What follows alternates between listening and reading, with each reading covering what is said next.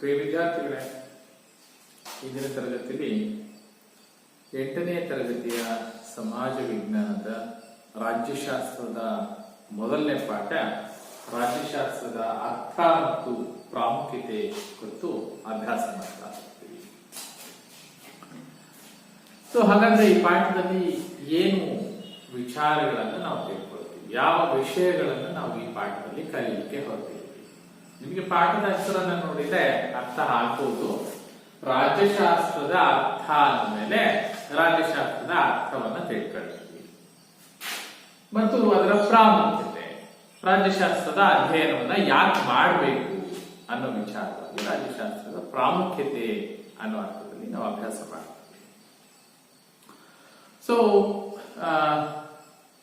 ಇತ್ತೀಚಿನ ಪರಿಕಲ್ಪನೆ ರಾಜ್ಯಶಾಸ್ತ್ರ ಅನ್ನೋದು ಮೊದಲು ನಾವೆಲ್ಲ ಓದ್ಬೇಕಾದ್ರೆ ಪೌರನೀತಿ ಅಂತ ಇರ್ತಾ ಇತ್ತು. ಅವಾಗೆಲ್ಲ ಸಮಾಜ ವಿಜ್ಞಾನ ಅಂತ ಕರೀತಾ ಇರ್ಲಿಲ್ಲ, ಸಮಾಜ ಪರಿಚಯ ಅಂತ ಇರ್ತಾ ಇತ್ತು. ಇವತ್ತು ಸಮಾಜ ಪರಿಚಯ ಏನಾಗ್ತಿದೆ, ಸಮಾಜ ವಿಜ್ಞಾನ. ಒಂದು ಮೂಲಭೂತ ಅಂಶ ತಿಳ್ಕೊಳ್ಬೇಕು, ಸಮಾಜ ಪರಿಚಯ ಅಥವಾ ಸಮಾಜ ಅಷ್ಟೇ ಇದ್ದಿದ್ದು ಸಮಾಜ ವಿಜ್ಞಾನ ಯಾಕಾಯಿತು ಅಲ್ಲ. ನಾವು ಓದ್ತಾ ಇರ್ತಕ್ಕಂಥ ವಿಷಯ ಸಮಾಜ ವಿಜ್ಞಾನ. ಯಾಕಪ್ಪ ವಿಜ್ಞಾನ ಒಂದು ಸಬ್ಜೆಕ್ಟ್, ಸಮಾಜ ಯಾಕೆ ವಿಜ್ಞಾನ ಆಗ್ಬೇಕು ಅಲ್ಲ. ವಿಜ್ಞಾನ ಅಂದ್ರೆ ಕ್ರಮಬದ್ಧವಾದ ಅಧ್ಯಯನಕ್ಕೆ ವಿಜ್ಞಾನ ಅಂತ ಹೇಳ್ತೀವಿ. ಯಾವರ ವಿಜ್ಞಾನ? ಈಗ ಸಮಾಜವನ್ನ ಮೊದಲು ಹೇಗಾದ್ರೂ ಹೇಳ್ಬೋದಾಗಿತ್ತು ಅಂದ್ರೆ ಕರಾರುವಕ್ಕಾಗಿ, ನಿರ್ದಿಷ್ಟವಾಗಿ, ಕ್ರಮಬದ್ಧವಾಗಿ, ಯೋಜನಾತ್ಮಕವಾಗಿ ಅಧ್ಯಯನ ಮಾಡ್ತಾ ಇರ್ತಾರೆ. ಆದ್ರೆ ಈಗ ಸಮಾಜವೂ ಕೂಡ ಒಂದು ವಿಜ್ಞಾನ ಆಗಿದೆ. ಯಾಕೆಂದ್ರೆ ಸಮಾಜದ ಅಧ್ಯಯನವೂ ಕೂಡ ಈಗ ಕ್ರಮಬದ್ಧವಾಗಿದೆ. ಹಾಗಾಗಿ ಸಮಾಜ ವಿಜ್ಞಾನ ಅನ್ನೋ ಹೆಸರನ್ನ ಹೇಳ್ತೀವಿ. ಸಮಾಜ ವಿಜ್ಞಾನದ ಒಂದು ಶಾಖೆ, ಒಂದು ಭಾಗ ರಾಜ್ಯಶಾಸ್ತ್ರ. ರಾಜ್ಯಶಾಸ್ತ್ರವೂ ಕೂಡ ಒಂದು ಸಮಾಜ ವಿಜ್ಞಾನನೇ, ಸಮಾಜ ವಿಜ್ಞಾನದ ಒಂದು ಭಾಗ. ನಮಗೆ ಗೊತ್ತಿರೋ ಹಾಗೆ ಸಮಾಜ ವಿಜ್ಞಾನವನ್ನು 6 ಶಾಖೆ ಮಾಡ್ತೀವಲ್ಲ. ನೀವು ಟೆಕ್ಸ್ಟ್ ಬುಕ್ ಅನ್ನ ತೆಗೆದು ನೋಡ್ಬಿಟ್ರೆ 6 ಭಾಗಗಳಿದೆ. ಏನೇನ್ ಭಾಗಗಳಿದೆ? ಮೊದಲನೇದು ನಿಮ್ಮೆಲ್ಲರಿಗೂ ಗೊತ್ತಿರೋ ಹಾಗೆ ಇತಿಹಾಸ ಅಲ್ಲ. ಇತಿಹಾಸ ಆದ್ಮೇಲೆ ಎರಡನೇದು ರಾಜ್ಯಶಾಸ್ತ್ರ, ರಾಜ್ಯಶಾಸ್ತ್ರ ಆದ್ಮೇಲೆ ಸಮಾಜಶಾಸ್ತ್ರ, ಸಮಾಜಶಾಸ್ತ್ರ ಆದ್ಮೇಲೆ ಭೂಗೋಳಶಾಸ್ತ್ರ, ಭೂಗೋಳ ಆದ್ಮೇಲೆ ಅರ್ಥಶಾಸ್ತ್ರ ಬರುತ್ತೆ, ಅರ್ಥಶಾಸ್ತ್ರ ಆದ್ಮೇಲೆ ವ್ಯವಹಾರ ಅಧ್ಯಯನ ಬರುತ್ತೆ. 6 ವಿಭಾಗಗಳಲ್ಲಿ ನಾವು ಸಮಾಜ ವಿಜ್ಞಾನವನ್ನು ಓದ್ತೇವೆ. ನೋಡಿ ಎಷ್ಟು ವಿಶಾಲವಾದ ಪರಿಕಲ್ಪನೆಯನ್ನ ಸಮಾಜ ವಿಜ್ಞಾನ ಹೊಂದಿದೆ. ನೋಡಿ ಮಕ್ಕಳೇ, ಎಲ್ಲ ವಿಜ್ಞಾನಗಳ, ಎಲ್ಲ ವಿಷಯಗಳ ತಾಯಿ ಸಮಾಜ ವಿಜ್ಞಾನ ಅಂತ ಹೇಳ್ತಾರೆ. ಎಲ್ಲ ವಿಜ್ಞಾನಗಳ ತಾಯಿ ಸಮಾಜ ವಿಜ್ಞಾನ. ಯಾಕೆಂದ್ರೆ ಸಮಾಜ ವಿಜ್ಞಾನದಲ್ಲಿ ನಾವು ಇತಿಹಾಸ ಓದ್ತೀವಿ ಅಲ್ಲ. ಇತಿಹಾಸ, ಯಾವ ಇತಿಹಾಸ ಓದ್ತೀವಿ? ಕೇವಲ ರಾಜ ಮಹಾರಾಜರ ಇತಿಹಾಸ ಓದ್ತೀವ? ಇಲ್ಲ. ಈ ಸಮಾಜ ಹುಟ್ಟಿ ಬಂದಿರತಕ್ಕಂಥ ಎಲ್ಲ ಕಲ್ಪನೆಗಳನ್ನ ನಾವು ಒಂದೊಂದು ಸಮಾಜ, ಈಗ ರಾಜ ಮಹಾರಾಜರುಗಳ ಇತಿಹಾಸವನ್ನ ನಾವು ಇತಿಹಾಸ ವಿಭಾಗದಲ್ಲಿ ಓದಿದ್ದೆ, ರಾಜರ ಆಳ್ವಿಕೆಯ ಬಗ್ಗೆ. ಸಮಾಜ ಹೇಗೆ ಹುಟ್ಟು, ಹೇಗೆ ಬೆಳೀತು ಅಂತೇಳಿ ಸಮಾಜಶಾಸ್ತ್ರದಲ್ಲಿ ಓದಿದ್ದೆ. ರಾಜ್ಯದ ಉಗಮ, ಬೆಳವಣಿಗೆ, ಕಲ್ಪನೆ, ರಾಜ್ಯದ ಪರಿಧಿಗಳೇನು, ರಾಜ್ಯ ಸರ್ಕಾರಗಳ ಸಂಬಂಧ ಏನು, ಸರ್ಕಾರ ಹೇಗೆ ಕಾರ್ಯನಿರ್ವಹಿಸುತ್ತೆ, ಅದರ ಚೌಕಟ್ಟೇನು, ಸಂವಿಧಾನ ಏನು ಅಲ್ವಾ, ನ್ಯಾಯಾಂಗ ವ್ಯವಸ್ಥೆ ಏನು, ಕಾನೂನು ವ್ಯವಸ್ಥೆ ಏನು, ಪ್ರಜೆಗಳು ಸರ್ಕಾರ ಜೊತೆ ಹೇಗೆ ವ್ಯವಹರಿಸಬೇಕು, ಸರ್ಕಾರ ಪ್ರಜೆಗಳಿಗೆ ಯಾವೆಲ್ಲ ಹಕ್ಕು ಸವಲತ್ತುಗಳನ್ನ ಕೊಡಬೇಕು. ಇವೆಲ್ಲ ಅಂಶಗಳನ್ನ ಎಲ್ಲಿ ಓದ್ತೀವಿ ನಾವು? ರಾಜ್ಯಶಾಸ್ತ್ರದಲ್ಲಿ ಓದ್ತೀವಿ ಅಲ್ವಾ. ಹಾಗೆ ಭೂಮಿ ಹೇಗೆ ಹುಟ್ಟಿತು, ಹೇಗೆ ಬೆಳೀತು, ಭೂಮಿಯ ಎಲ್ಲ ನೈಸರ್ಗಿಕ ವಿಚಾರಗಳನ್ನ ಕುರಿತು ನಾವು ಭೂಗೋಳಶಾಸ್ತ್ರದಲ್ಲಿ ಓದ್ತೀವಿ ಅಲ್ವಾ. ಇಡೀ ಸೌರಮಂಡಲದ ಕುರಿತು ಅಭ್ಯಾಸ ಮಾಡ್ತೀವಿ, ಎಲ್ಲ ಗ್ರಹಗಳ ಬಗ್ಗೆ ಅಭ್ಯಾಸ ಮಾಡ್ತೀವಿ. ನೋಡಿ, ನಾವು ಸೈನ್ಸ್ ಅಲ್ಲಿ ಕೂಡ ಅದನ್ನ ಓದ್ತೀವಿ ಅಲ್ವಾ. ವಿಜ್ಞಾನದಲ್ಲೂ ಕೂಡ ನಾವು ಖಗೋಳದ ಬಗ್ಗೆ ಓದ್ತೀವಿ, ಸಮಾಜದಲ್ಲಿ ಓದ್ತೀವಿ. ಸಮಾಜಶಾಸ್ತ್ರದ ಒಂದು ಶಾಖೆ, ಸಮಾಜಶಾಸ್ತ್ರದ ಒಂದು ಶಾಖೆ ಭೂಗೋಳದಲ್ಲಿ ಎಲ್ಲ ವಿಷಯಗಳನ್ನ ಅಭ್ಯಾಸ ಮಾಡ್ತೀವಿ. ಹಣಕಾಸು ಹೇಗೆ ಬೆಳೆದು ಬಂತು, ಹಣಕಾಸಿನ ಹಿನ್ನೆಲೆಯಿಂದ ಇವತ್ತಿನ ಪ್ರಚಲಿತ ಹಣಕಾಸು ವಿಚಾರಗಳನ್ನ ನಾವು ಅರ್ಥಶಾಸ್ತ್ರದಲ್ಲಿ ವಿಶ್ಲೇಷಣೆ ಮಾಡ್ತೀವಿ. ಲೆಕ್ಕಶಾಸ್ತ್ರವನ್ನ ನಾವು ವ್ಯವಹಾರ ಅಧ್ಯಯನದಲ್ಲಿ ಅಭ್ಯಾಸ ಮಾಡ್ತೀವಿ. ಸಮಾಜ ವಿಜ್ಞಾನ ಎಲ್ಲ ವಿಷಯಗಳ ತಾಯಿ ಸಮಾಜ ವಿಜ್ಞಾನ. ಸೊ ಅಂತಹ ಸಮಾಜ ವಿಜ್ಞಾನವನ್ನು ಅಭ್ಯಾಸ ಮಾಡ್ತಿರ್ತಕ್ಕಂಥ ನಾವು ಕ್ರಮಬದ್ಧವಾಗಿ ಅಭ್ಯಾಸ ಮಾಡಬೇಕು. ಎಲ್ಲವನ್ನು ಸಿಸ್ಟಮ್ಯಾಟಿಕ್ ಆಗಿ ಯಾವ ಫಸ್ಟ್, ಅದಾದ ನಂತರ ಯಾವುದು ಅನ್ನೋದನ್ನ ಕಾಲಮಿತಿಯಲ್ಲಿ ಅಭ್ಯಾಸ ಮಾಡ್ಕೊಂಡು ಬರ್ತಾ ಇದೆ. ಸೊ ಹಾಗಾಗಿ ಸಮಾಜ ವಿಜ್ಞಾನ, ಸಮಾಜ ಪರಿಚಯ ಇದ್ದು ಸಮಾಜ ವಿಜ್ಞಾನ ಆಗ್ತಾ ಹೇಳಿ. ಸಮಾಜ ವಿಜ್ಞಾನದ ಹಿನ್ನೆಲೆಯನ್ನ ನೋಡಿದ ನಮ್ಗೆ ಈಗ ರಾಜ್ಯಶಾಸ್ತ್ರದ ಅರ್ಥ ಮತ್ತು ಪ್ರಾಮುಖ್ಯತೆ ಈ ಪಾಠದಲ್ಲಿ ನಾವು ಯಾವ ಕಲಿಕಾಂಶಗಳನ್ನ ಕಲಿತೀವಿ. ಮೊದಲನೇ ಕಲಿಕಾಂಶ ರಾಜ್ಯಶಾಸ್ತ್ರದ ಪರಿಕಲ್ಪನೆಯನ್ನ ಕುರಿತು ಅಭ್ಯಾಸ ಮಾಡ್ತೀವಿ. ಪರಿಕಲ್ಪನೆ ಅಂದ್ರೆ ಕಾನ್ಸೆಪ್ಟ್. ರಾಜ್ಯಶಾಸ್ತ್ರ ಅಂದ್ರೆ ಏನು, ಅದು ಹೇಗೆ ಹುಟ್ಟಿತು, ಆ ಕಾನ್ಸೆಪ್ಟ್, ಪ್ರತಿಯೊಂದು ಕಾನ್ಸೆಪ್ಟ್ ಕೂಡ ನಾವು ಕರಾರುವಕ್ಕಾಗಿ ರಾಜ್ಯಶಾಸ್ತ್ರ ಅಂದ್ರೆ ಹೀಗೆ ಅಂತ ಅಧ್ಯಯನ ಮಾಡಬೇಕಾಗುತ್ತೆ. ಆ ಕಾನ್ಸೆಪ್ಟ್ ಅನ್ನ ನಾವು ಈ ಕ್ಲಾಸ್ ಅಲ್ಲಿ ಅಭ್ಯಾಸ ಮಾಡ್ತೀವಿ. ರಾಜ್ಯಶಾಸ್ತ್ರದ ಚಿಂತಕರು ಅಂತ ಏನ್ ಕರೀತೀವಿ, ಮೂಲ ಆರಂಭದ ಚಿಂತಕರು, ರಾಜ್ಯಶಾಸ್ತ್ರ ಹುಟ್ಟು ಹಾಕಿರ್ತಕ್ಕಂಥ, ರಾಜ್ಯಶಾಸ್ತ್ರವನ್ನ ಮೊಟ್ಟ ಮೊದಲ ಬಾರಿಗೆ ಸಮಾಜಕ್ಕೆ ಪರಿಚಯಿಸಿರ್ತಕ್ಕಂಥ ಕೆಲವೊಬ್ಬ ಚಿಂತಕರ ಬಗ್ಗೆ ನಾವು ಈಗ ಅಭ್ಯಾಸ ಮಾಡ್ತೀವಿ. ಹಾಗೆ ರಾಜ್ಯಶಾಸ್ತ್ರ ಬೆಳವಣಿಗೆಯಾದ ಕ್ರಮವನ್ನ ಕುರಿತು ಅಭ್ಯಾಸ ಮಾಡ್ತೀವಿ. ಹೇಗೆ ಬೆಳೆದು ಬಂತು ರಾಜ್ಯಶಾಸ್ತ್ರ, ಜೊತೆಗೆ ರಾಜ್ಯಶಾಸ್ತ್ರದ ಅಧ್ಯಯನ ಪ್ರಾಮುಖ್ಯತೆಯನ್ನ ಅಭ್ಯಾಸ ಮಾಡ್ತೀವಿ. ಯಾಕೆ ಅಭ್ಯಾಸ ಮಾಡೋದು, ರಾಜ್ಯಶಾಸ್ತ್ರವನ್ನ ಅಭ್ಯಾಸ ಮಾಡೋದ್ರಿಂದ, ಅಧ್ಯಯನ ಮಾಡೋದ್ರಿಂದ ನಮ್ಗೆ ಏನು ಪ್ರಯೋಜನಗಳಾಗಿದೆ, ಏನು ಅನುಕೂಲಗಳಿದೆ ಅನ್ನೋದನ್ನ ಅಭ್ಯಾಸ ಮಾಡ್ತೀವಿ. ಸೊ ಇವು ಈ ತರಗತಿಯಲ್ಲಿ ನಾವು ಕಲಿಯಲಿಕ್ಕೆ ಹೊರಟಿರ್ತಕ್ಕಂಥ ಕಲಿಕಾಂಶ. ಓಕೆ, ನೆಕ್ಸ್ಟ್ ಪಾಠವನ್ನು ಆರಂಭ ಮಾಡಿಬಿಡೋಣ. ರಾಜ್ಯಶಾಸ್ತ್ರದ ಪರಿಕಲ್ಪನೆಯ ಬಗ್ಗೆ ಬರ್ತಾರೆ, ಕಾನ್ಸೆಪ್ಟಿಗೆ ಬರ್ತಾರೆ. ಈಗಾಗಲೇ ಹೇಳಿದಾಗೆ ರಾಜ್ಯಶಾಸ್ತ್ರ ಯಾವ ವಿಷಯದ ಒಂದು ಭಾಗ ಆಗಿದೆ, ಸಮಾಜ ವಿಜ್ಞಾನದ ಒಂದು ಭಾಗ ಆಗಿದೆ. ಸೊ ರಾಜ್ಯಶಾಸ್ತ್ರ ಏನನ್ನ ಅಧ್ಯಯನ ಮಾಡುತ್ತೆ, ರಾಜ್ಯಶಾಸ್ತ್ರ ಮಾನವನ ರಾಜಕೀಯ ಜೀವನದ, ರಾಜಕೀಯ ಚಟುವಟಿಕೆಗಳನ್ನ ಕುರಿತು ಅಭ್ಯಾಸ ಮಾಡ್ತಕ್ಕಂಥ ಒಂದು ಶಾಸ್ತ್ರ ರಾಜ್ಯಶಾಸ್ತ್ರ. ರಾಜ್ಯಶಾಸ್ತ್ರ ಮಾನವನ ರಾಜಕೀಯ ಜೀವನವನ್ನ ಕುರಿತು ಅಧ್ಯಯನ ಮಾಡುತ್ತೆ, ರಾಜಕೀಯ ಚಟುವಟಿಕೆಗಳನ್ನ ಕುರಿತು ಅಧ್ಯಯನ ಮಾಡುತ್ತೆ, ರಾಜಕೀಯ ರೂಪುರೇಷೆ, ರಾಜ್ಯದ ರಾಜಕೀಯ ರೂಪುರೇಷೆಗಳನ್ನ ಕುರಿತು ಅಧ್ಯಯನ ಮಾಡತಕ್ಕಂಥ ಒಂದು ಶಾಸ್ತ್ರ ರಾಜ್ಯಶಾಸ್ತ್ರ. ನೋಡಿ, ಮಾನವನ ಸಾಮಾಜಿಕ ವಿಚಾರಗಳಿಗೆ, ಸಾಮಾಜಿಕ ಚಟುವಟಿಕೆಗಳಿಗೆ ಸಂಬಂಧಿಸಿದ ಅಧ್ಯಯನ ಸಮಾಜಶಾಸ್ತ್ರ ಆದ್ರೆ, ಮಾನವನ ರಾಜಕೀಯ ಚಟುವಟಿಕೆಗಳಿಗೆ ಸಂಬಂಧಿಸಿದ ಅಧ್ಯಯನವನ್ನ ನಾವು ರಾಜ್ಯಶಾಸ್ತ್ರ ಅನ್ನೋ ಅರ್ಥದಲ್ಲಿ ಅಭ್ಯಾಸ ಮಾಡ್ತೀವಿ. ಸೊ ಕಾನ್ಸೆಪ್ಟ್ ಅನ್ನ ಅರ್ಥ ಮಾಡ್ಕೊಳ್ಳಿ. ಮಾನವನ ರಾಜಕೀಯ ಚಟುವಟಿಕೆಗಳನ್ನ ಕುರಿತು ಅಭ್ಯಾಸ ಮಾಡುತ್ತೆ.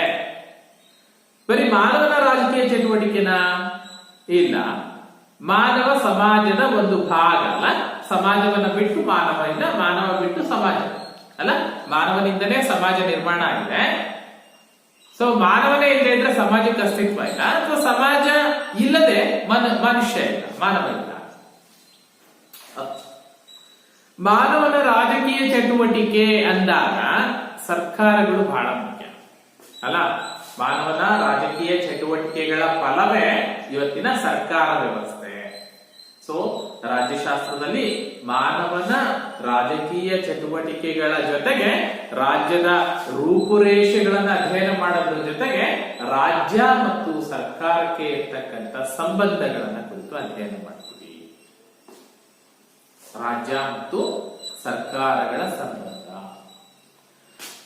ಸರ್ಕಾರ ರಾಜ್ಯಕ್ಕಾಗಿ ಏನ್ ಮಾಡ್ಬೇಕಾಗಿದೆ, ಒಂದು ರಾಜ್ಯದ ಸರ್ಕಾರ ವ್ಯವಸ್ಥೆ ಹೇಗಿರ್ಬೇಕು,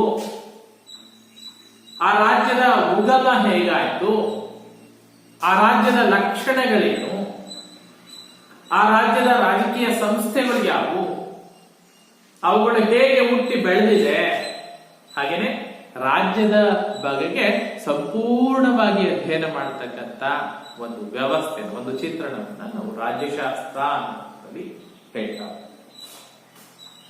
ಸೊ ಸಿಂಪಲ್ ಆಗಿ ನಾವು ರಾಜ್ಯಶಾಸ್ತ್ರದ ಪರಿಕಲ್ಪನೆ ಏನಪ್ಪಾ, ಏನ್ ಅಭ್ಯಾಸ ಮಾಡ್ತೀವಪ್ಪ ರಾಜ್ಯಶಾಸ್ತ್ರದಲ್ಲಿ ಅಂದ್ರೆ, ರಾಜ್ಯಶಾಸ್ತ್ರ ಅನ್ನೋದು ಮಾನವನ ರಾಜಕೀಯ ಚಟುವಟಿಕೆಗಳಿಗೆ ಸಂಬಂಧಿಸಿದ ವಿಜ್ಞಾನ ಆಗಿದೆ.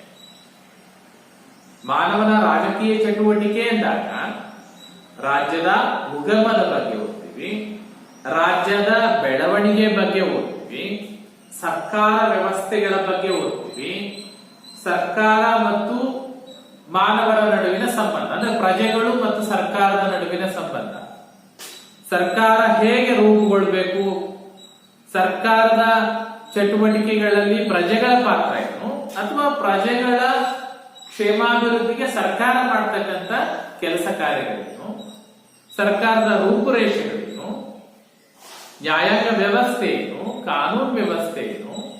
ಸೊ ಒಟ್ಟಾರೆ ರಾಜ್ಯದ ರಾಜಕೀಯ ಚಟುವಟಿಕೆ, ರಾಜಕೀಯ ಸಂಸ್ಥೆಗಳು, ರಾಜಕೀಯ ಪಕ್ಷಗಳು, ಸೊ ಇವುಗಳನ್ನ ಕುರಿತು ನಾವು ವ್ಯವಸ್ಥಿತವಾಗಿ ಕ್ರಮಬದ್ಧವಾಗಿ ಅಧ್ಯಯನ ಮಾಡ್ತಾ ಹೋಗುವುದು ರಾಜ್ಯಶಾಸ್ತ್ರದ ಮೂಲ ಪರಿಕಲ್ಪನೆ ಆಗಿದೆ. ರಾಜ್ಯಶಾಸ್ತ್ರ ಪರಿಕಲ್ಪನೆ ಅಂದ್ರೆ ಈ ಪರಿಕಲ್ಪನೆಯಲ್ಲಿ ನಾವು ಇನ್ನು ಈ ರಾಜ್ಯಶಾಸ್ತ್ರ ಎಲ್ಲಿ ಹುಟ್ಟಪ್ಪ, ರಾಜ್ಯಶಾಸ್ತ್ರದ ಮೂಲ ಎಲ್ಲಿ ಅಂತ ನೋಡ್ತಾ ಹೋದ್ರೆ ನಾವು ರಾಜ್ಯಶಾಸ್ತ್ರದ ಮೂಲವನ್ನ ಗ್ರೀಸ್ ದೇಶದಲ್ಲಿ ಕಾಣ್ತೀವಿ. ಗ್ರೀಸ್ ನೋಡಿದ್ರಲ್ಲ, ಗ್ರೀಸ್ ಎಲ್ಲಿದೆ ಅಂತ, ಇಟಲಿಯ ಒಂದು ಭಾಗ ಗ್ರೀಸ್. ಗ್ರೀಸ್ ದೇಶದಲ್ಲಿ ರಾಜ್ಯಶಾಸ್ತ್ರದ ಮೂಲವನ್ನ ಕಾಣ್ತೀವಿ ಅಂದ್ರೆ, ಹಾಗಾದ್ರೆ ಗ್ರೀಕರು ರಾಜ್ಯಶಾಸ್ತ್ರದ ಪರಿಕಲ್ಪನೆಯನ್ನ ಪರಿಚಯಿಸುವವರೆಗೆ ರಾಜ್ಯಶಾಸ್ತ್ರದ ವಿಚಾರಗಳು ಗೊತ್ತಿರ್ಲಿಲ್ವಾ?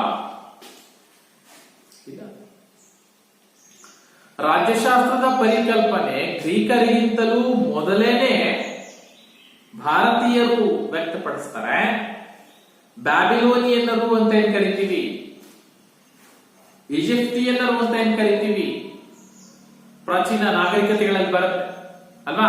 ಪರ್ಷಿಯನ್ನರಿರ್ಲಿ, ಚೀನಿಯರಿರ್ಲಿ, ಭಾರತೀಯರಿರ್ಲಿ, ನಾವೆಲ್ಲ ರಾಜ್ಯಶಾಸ್ತ್ರದ ವಿಚಾರಗಳನ್ನ ಮಂಡನೆ ಮಾಡಿದ್ರೂ ಕೂಡ ಗ್ರೀಕರೇ ರಾಜ್ಯಶಾಸ್ತ್ರದ ಮೂಲ ಅಂತ ಯಾಕೆ ಹೇಳ್ತೀವಿ?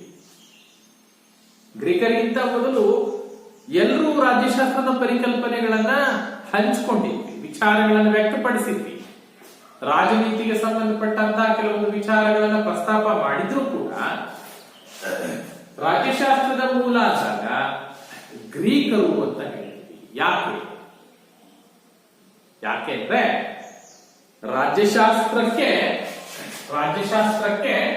ಒಂದು ಕ್ರಮಬದ್ಧವಾದ ಒಂದು ಸಿಸ್ಟಮ್ಯಾಟಿಕ್ ಸ್ಟಡಿ ರೂಪದಲ್ಲಿ, ರೈಟ್, ರಾಜ್ಯಶಾಸ್ತ್ರವನ್ನ ಒಂದು ಕ್ರಮಬದ್ಧ ಅಧ್ಯಯನವಾಗಿ ಅಭಿವೃದ್ಧಿ ಪಡಿಸಿದವರು ಯಾರು ಅಂತ ಹೇಳಿದ್ರೆ ಅದು ಗ್ರೀಕ್.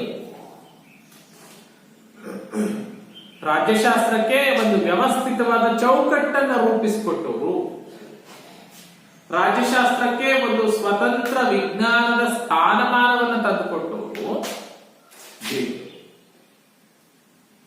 ಅಲ್ಲಿವರೆಗೂ ರಾಜ್ಯಶಾಸ್ತ್ರದ ವಿಚಾರಗಳು ಪ್ರಸ್ತಾಪ ಆದರೂ ಕೂಡ ಅದು ಒಂದು ವ್ಯವಸ್ಥಿತವಾದ ಮೂರ್ತ ಸ್ವರೂಪವನ್ನು ಪಡ್ಕೊಂಡಿರಲಿಲ್ಲ. ಈಗ ಎಲ್ಲ ವಿಚಾರಗಳಿಗೆ ಸಂಬಂಧಪಟ್ಟ ಹಾಗೆ ಎಲ್ಲರೂ ಮಾತಾಡ್ತೀವಿ, ಆದ್ರೆ ಎಲ್ಲರ ಮಾತುಗಳು ಒಬ್ಬರ ಅಭಿಪ್ರಾಯಗಳಾಗಿ ಒಂದು ಪುಸ್ತಕದಲ್ಲಿ ದಾಖಲಾದಾಗ, ಅಧಿಕೃತವಾಗಿ ನನ್ನ ಹೆಸರಿನಲ್ಲಿ ಎಲ್ಲ ವಿಚಾರಗಳು ಪ್ರಸ್ತಾಪ ಆದಾಗ, ಆ ವಿಚಾರಗಳನ್ನ ವ್ಯವಸ್ಥಿತವಾಗಿ ಪುಸ್ತಕ ರೂಪದಲ್ಲಿ ಗ್ರಾಂಥಿಕವಾಗಿ ಕ್ರಮಬದ್ಧಗೊಳಿಸಿ ಪ್ರಕಟ ಮಾಡಿದಾಗ ಆ ವಿಚಾರಗಳು ನನ್ನ ವಿಚಾರಗಳು ಅಂತ ಕರೆಸ್ತಾರೆ. ಹಾಗೆ ರಾಜ್ಯಶಾಸ್ತ್ರವನ್ನ ಕುರಿತಾಗಿ ಹಿಂದೆ ಬಹಳಷ್ಟು ವಿಚಾರಗಳು ಚರ್ಚೆಯಾಗಿದ್ರೂ ಕೂಡ, ಪ್ರಸ್ತಾಪ ಆಗಿದ್ರೂ ಕೂಡ, ಗ್ರೀಕರಿಗೆ ರಾಜ್ಯಶಾಸ್ತ್ರದ ಮೂಲವನ್ನ ನಾವು ಗ್ರೀಸ್ನಲ್ಲಿ ಹುಡುಕ್ತೀವಿ, ಗ್ರೀಸ್ ಅಂತ ಹೇಳ್ತೀವಿ. ಯಾಕೆ ಅಂತ ಹೇಳಿದ್ರೆ ರಾಜ್ಯಶಾಸ್ತ್ರಕ್ಕೆ ಒಂದು ವ್ಯವಸ್ಥಿತವಾದ ಚೌಕಟ್ಟನ್ನು ಕೊಟ್ಟವರು, ರಾಜ್ಯಶಾಸ್ತ್ರವನ್ನು ಒಂದು ಕ್ರಮಬದ್ಧವಾದ ಅಧ್ಯಯನವಾಗಿ ಅಭಿವೃದ್ಧಿಪಡಿಸಿದವರು, ರಾಜ್ಯಶಾಸ್ತ್ರಕ್ಕೆ ಒಂದು ಕ್ರಮಬದ್ಧವಾದ ಒಂದು ಸ್ವತಂತ್ರ ವಿಜ್ಞಾನದ ಸ್ಥಾನಮಾನವನ್ನ ಕೊಟ್ಟಿರ್ತಕ್ಕಂಥವರು ನಮ್ಮ ಗ್ರೀಕ್. ಹಾಗಾಗಿ ನಾವು ರಾಜ್ಯಶಾಸ್ತ್ರದ ಮೂಲ ಅಂದ ತಕ್ಷಣ ಗ್ರೀಕ್ ದೇಶ, ಗ್ರೀಕರು ಅಂತ ಹೇಳ್ತೀವಿ. ರೈಟ್. ಇನ್ನು ಗ್ರೀಕಿಗೆ ಹೋದ ತಕ್ಷಣ ಗ್ರೀಕ್ನ ತತ್ವಜ್ಞಾನಿಗಳು ಅಂತ ಕರೀತೀವಿ. ತತ್ವಜ್ಞಾನಿಗಳು ಅಲ್ವಾ? ತತ್ವಜ್ಞಾನಿಗಳು ಅಂದ ತಕ್ಷಣ ಎರಡು ಹೆಸರುಗಳು ಪ್ರಮುಖವಾಗಿ ಬರುತ್ತವೆ. ಗ್ರೀಕ್ನ ತತ್ವಜ್ಞಾನಿಗಳು ಅಂದ ತಕ್ಷಣ ಇಬ್ಬರು ಜಗತ್ ಪ್ರಸಿದ್ಧ ತತ್ವಜ್ಞಾನಿಗಳು. ಯಾರ್ಯಾರು? ಒಬ್ಬ ಸಾಕ್ರಟೀಸ್ ಮತ್ತೊಬ್ಬ ಪ್ಲೇಟೋ. ಜಗತ್ ಪ್ರಸಿದ್ಧ ತತ್ವಜ್ಞಾನಿ ಸಾಕ್ರಟೀಸ್ ಅಲ್ವಾ? ಸಾಕ್ರಟೀಸ್ ನ ವಿಚಾರಧಾರೆಗಳನ್ನ ಓದಿದ್ರೆ ನಮ್ಗೆ ಗೊತ್ತಾಗುತ್ತೆ ಸಾಕ್ರಟೀಸ್ ಎಂತ ಮೇಧಾವಿಯಾಗಿದ್ದ.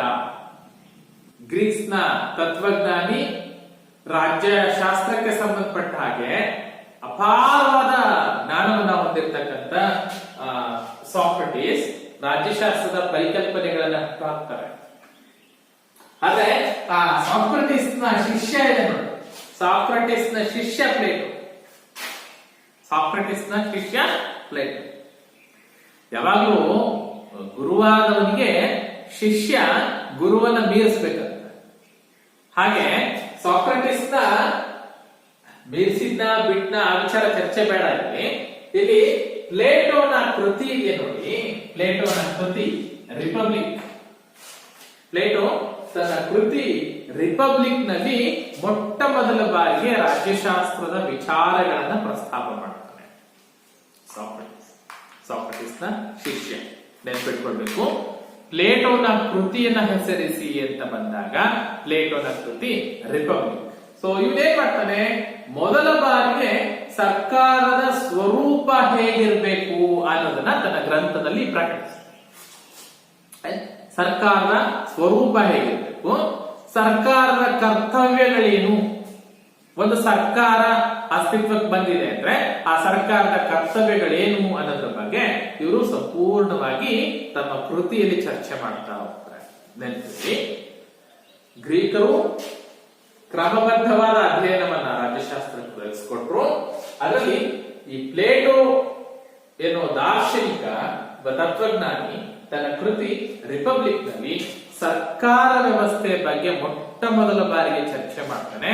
ಸರ್ಕಾರದ ಸ್ವರೂಪ ಹೇಗಿರ್ಬೇಕು, ಸರ್ಕಾರದ ಕರ್ತವ್ಯಗಳೇನು ಅನ್ನೋ ವಿಚಾರಗಳನ್ನ ತನ್ನ ಕೃತಿಯಲ್ಲಿ ಪ್ರಸ್ತಾಪ ಮಾಡ್ತಾನೆ. ಸೊ ನೋಡಿ, ಈ ನಂತರದಲ್ಲಿ ಬರ್ತಾನೆ ಅರಿಸ್ಟಾಟಲ್ ಅಂತ ಕೇಳಿದ್ರಲ್ಲ. ಅರಿಸ್ಟಾಟಲ್ ನೋಡಿ, ಅರಿಸ್ಟಾಟಲ್ ಗಿಂತ ಮೊದಲು ಪ್ಲೇಟೋ ಇದ್ದಾನೆ, ಸಾಕ್ರಟಿಸ್ ಇದ್ದಾರೆ, ಇವರೆಲ್ಲ ಗ್ರೀಕ್ ನ ತತ್ವಜ್ಞಾನಿಗಳೇ. ಆದರೆ ರಾಜ್ಯಶಾಸ್ತ್ರದ ಪಿತಾಮಹ ಅಂತ ಬಂದಾಗ ರಾಜ್ಯಶಾಸ್ತ್ರದ ಪಿತಾಮಹ ಅನ್ನೋ ಗೌರವವನ್ನು, ಒಂದು ಉನ್ನತ ಸ್ಥಾನವನ್ನ ನಾವು ಸಾಕ್ರಟಿಸ್ಗೂ ಕೊಡ್ಲಿಲ್ಲ, ಪ್ಲೇಟೋಗೂ ಕೊಡ್ಲಿಲ್ಲ, ಬದಲಾಗಿ ಅರಿಸ್ಟಾಟಲ್ಗೆ ಕೊಡ್ತೀವಿ ರಾಜ್ಯಶಾಸ್ತ್ರದ ಪಿತಾಮಹ. ಯಾಕೆ ನಾವು ಹೇಳ್ತೀವಿ ಸಾಕ್ರಟಿಸ್ ಮಹಾತತ್ವಜ್ಞಾನಿ, ಪ್ಲೇಟೋ ಅವನ ಶಿಷ್ಯ, ಸೊ ಹೀಗೆಲ್ಲ ಹೇಳ್ತಾ ಹೋಗ್ತೀವಿ. ಆದ್ರೆ ರಾಜ್ಯಶಾಸ್ತ್ರದ ಪಿತಾಮಹ ಅಂತ ಬಂದಾಗ ನಾವು ಸಾಕ್ರಟಿಸ್ ಅನ್ನಲ್ಲ, ಪ್ಲೇಟೋ ಅನ್ನಲ್ಲ, ಬದಲಾಗಿ ಅರಿಸ್ಟಾಟಲ್ಗೆ ರಾಜ್ಯಶಾಸ್ತ್ರದ ಪಿತಾಮಹ ಅನ್ನೋ ಒಂದು ಸ್ಥಾನವನ್ನ ಕೊಟ್ಟಿದ್ದೀವಿ. ಯಾಕೆ